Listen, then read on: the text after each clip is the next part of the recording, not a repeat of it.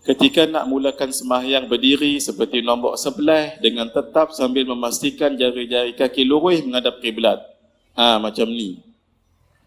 Lurus lagu ni. Ini nah kalau saya boleh berdiri, mohon maaf nah. Kaki ni lah maksud dia. Ni kaki ni. Bagi kami lelaki ni lah. Ni kalau berdiri lagu ni nombok sebelah. Ni nombok sebelah lah ni. Muslimat jangan lagu tu. Muslimat dia kena rapat. Nak tunjuk apa? Bagaimana Islam jaga muslimat. Dalam bab berdiri pun muslimat kena jaga. Siapa nak teropong? Tak ada orang teropong.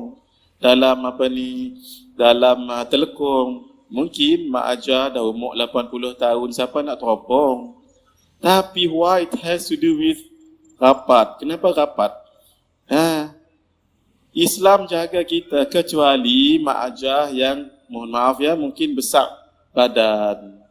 Kalau mak ajah kalau buat lagu ni, jatuh sekali. Bolehlah buat lagu ni. Kami muslimin, jangan pula terbalik, kita pula halus lagu ni. Macam gadis, jangan. Sebelah. Kenapa sebelah? Tengok nah. Kenapa kita sebelah? Sebab falsafah dalam solat ialah hati tawajuh pada Allah. Kiblat menghadap, dada menghadap kiblat, kaki lurus menghadap kiblat, mata tumpu dekat sini, semua lurus kepada Allah. Itulah yang dikatakan apa? Dalam sembahyang semua lurus. Sebab itu nanti apabila perbahasan tentang ajin, nanti saya tunjuk ajin, menumbuk. Ketika nak angkat ke rakaat seterusnya dengan cara tumbuk, ulama katakan makruh sebab apa? Satu, itu perbuatan orang ajam, kata Ibnu Salah. Walaupun kata Imam Nawawi hadis ni sahih.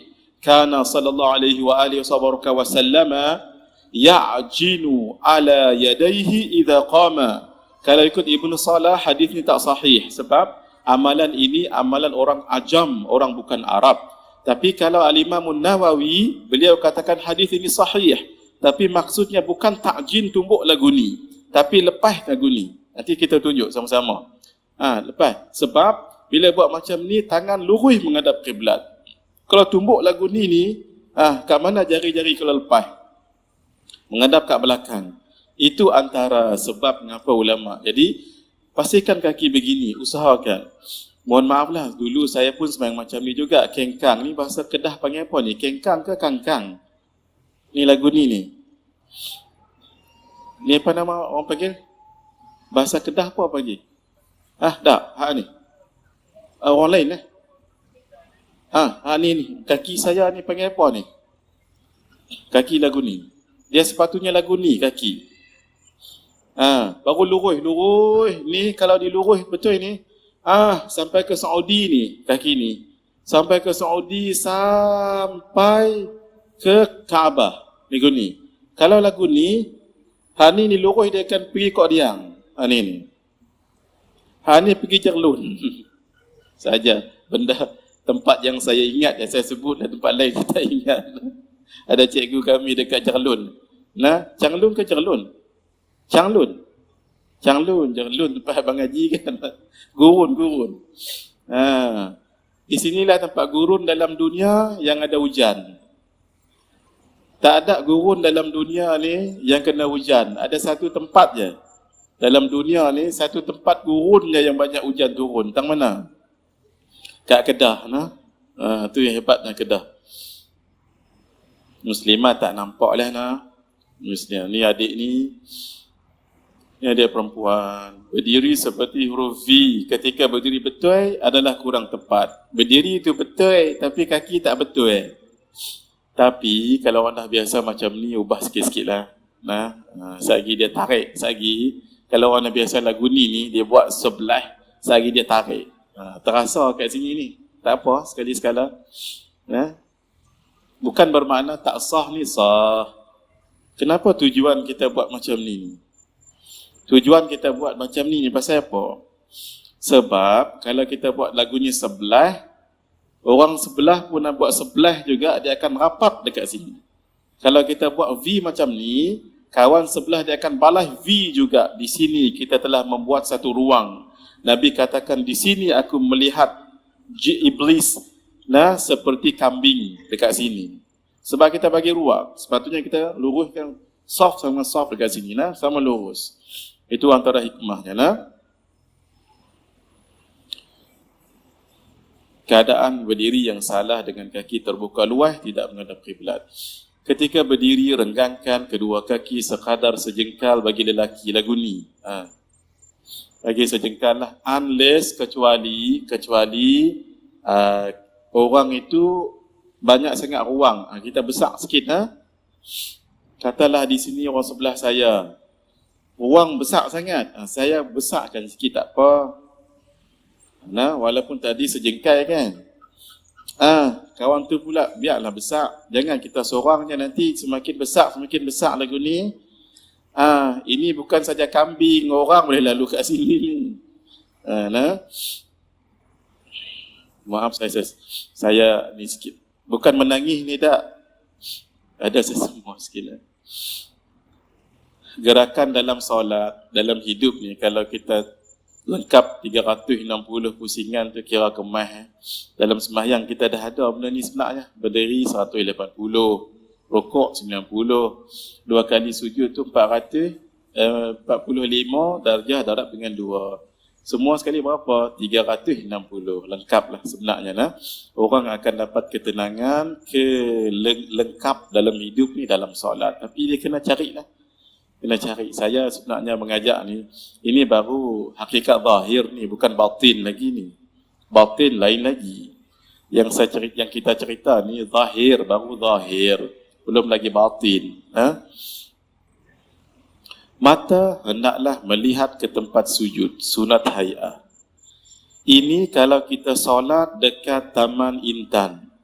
Kalau kita solat dekat Kaabah dan dapat lihat Kaabah, sunat lihat Kaabah. Sebab Allah turunkan 120 rahmat dekat Kaabah setiap hari. 60 rahmat untuk orang yang tawaf. 40 rahmat untuk orang yang solat. 20 rahmat untuk orang yang lihat Kaabah. 4 perkara kalau kita lihat jadi ibadah. 1, Kaabah. Yang kedua, Mushaf Al-Quran, tengok saja dapat pahala. Yang ketiga, tengok langit. Yang keempat, tengok muka mak. 4 ni kalau kita tengok saja dapat pahala. Kenapa? Dia akan ingatkan balik kita bila tengok Quran, ini kalamullah. Bila kalamullah itu kalam miliknya Allah sebagai petunjuk, Allah yang memberi petunjuk. Kita ingat petunjuk. Mak, kita datang daripada mak. Mak mai daripada siapa? Mak mai Tok Wan mai daripada siapa? Terus kita ingat last mai daripada Allah. Rupanya kita ini makhluknya Allah. Lagu tu. Kaabah untuk menyatukan kita semua. Jadi kalau dapat tengok Kaabah tak apa. Tapi dekat Malaysia mana ada Kaabah? Ada gambar Kaabah. Gambar Kaabah tempat sujud. Tapi masalahnya, gambar Kaabah tu bukan dekat sujud, dekat lain. Bukan tengah-tengah sujud ni. Apa tujuan ulama ataupun orang buat gambar Kaabah tu? Supaya terbayang-bayang Kaabah yang asal. Tapi, kalau kedudukan Kaabah tu bukan di situ. Contoh, ini saya punya adapter ni yang ni ya. Sepatutnya saya sujud di sini, sujud tempat tu lah sepatutnya saya lihat. Tapi gambar Kaabah kat sini tak, jangan ditengok dekat sini. Tengok tempat sujud juga. Sebab itu tempat sujud itu jangan colorful, jangan. Siapa yang pakai ridak, sebaiknya ridak itu plain. Kalau biru, biru. Jangan berbunga-bunga. Macam ni sebenarnya tak apa-apa nak elok. Sebab nanti saya letak dekat luar.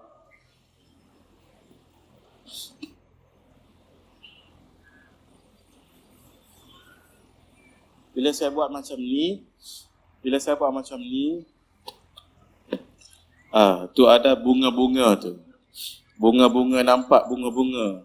Nanti takut kita tengok bunga tu, bukan tengok benda lain. Bunga tu cantik, bunga ni ros ke bunga Kemboja ni. Bunyi-bunyi nampak macam bunga Singapura. Sibuk kita dibuatnya. Sebab itu, kalau plain macam ni bagus ni. Plain macam ni. Siapa yang pakai ridak warna putih? Adik-adik ini suka pakai warna putih kan? Warna putih dia masuk pada semua warna. Kalau dekat sini warna hijau, letak warna putih di atas. Nah, kalau di sini putih sekalipun, letak ridak kita yang warna putih di atas warna putih boleh. Tapi ingat, apabila kita pakai yang macam ustaz ni, macam ni adik-adik, kalau ustaz pakai macam ni, di sini direntangkan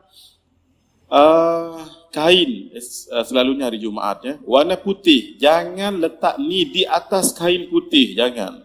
Sebab dia akan menyibukkan mata kita melihat. Sebaik-baiknya warna putih kat situ, sebaik-baiknya. Jangan banyak colorful. Nanti kita sibuk. Hatta yang pakai ini, yang pakai ridak, yang ini jangan letak tempat sujud. Ni, orang panggil apa ni? Bulu-bulu macam ni, jangan diletak di tempat sujud. Nanti kita akan lihat ada bulu yang tak sama dengan bulu yang lain.